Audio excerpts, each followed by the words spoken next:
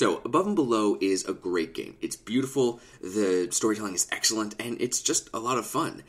That being said, I do have a few criticisms of it that I feel hold it back just a little bit. And this might be nitpicking, but I think it's important to have a critical eye, even with the things, especially with the things we enjoy.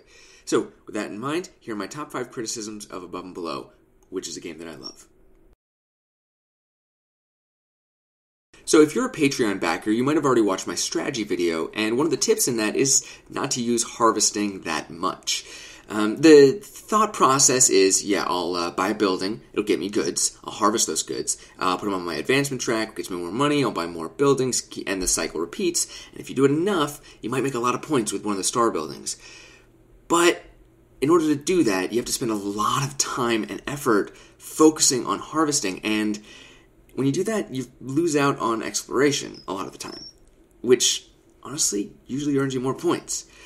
If harvesting were just a little bit better, a little bit more efficient, I'd like it a lot more, but as it is, I almost never use it. The harvesting problem brings me to my next issue, which is that searching is usually the way to win. Now, it makes sense that since it's such a big part of the game, it should yield big results, but I feel like it shouldn't be a clear winner as far as strategies go. Because there's those star buildings, and they offer a bunch of different ways to get points, different strategies, basically. And when you offer different ways to win, those different ways should be roughly equal. Well, almost every game I've played, the person who searches the best wins. So, they're not. The problem I have with key buildings is that they're always first-round picks, especially in a 4-player game, and that's just built into the design. But considering how much they affect your overall strategy, I feel like they're too easy to acquire.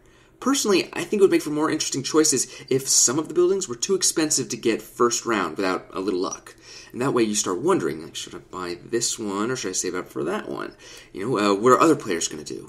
What's going to help me in the long run? I don't know. It would be a little less cut and dry, which I would like. Going back to searching, something that might make it a little less powerful is if there were occasional downsides for failing.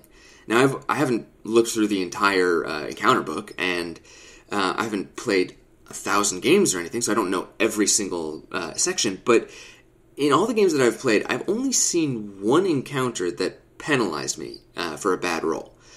Of course, some of them will give you negative reputation for certain choices, but you usually have to succeed at least a little bit to even get those. It shouldn't be too often, but I would like to see a penalty if you choose a wildly dangerous option and fail outright. Okay, yes, the encounter book is huge. I love how much work they've put into it, and maybe asking for more is a little bit greedy on my part, but I would love it if, after each success option, there was a short description of what you do. Like, some encounters will give you an option and then have 2 win conditions depending on, how well you did on it. But I just wish they told you more about what happened. As it is right now, it's just, congratulations, here's a fish and a potion. I don't know, for a game that has such great storytelling, not having conclusions like that seems a little incomplete. So those are my top 5 criticisms for Above and Below, but remember, it's still a great game. It's okay to be critical of the things that we love. It's how we make things even better. If you want to get some more strategic insights, I posted a Patreon-exclusive strategy video last week, so if you chip in a few bucks, you'll have access to that, as well as the Twilight Imperium 4th Edition strategy video that I posted a few months ago. Next week, I'll be talking about the things that I would love to see in an Above and Below expansion that doesn't seem to be coming anytime soon. An exercise in fertility? You decide. It is, but watch it anyway. Bye.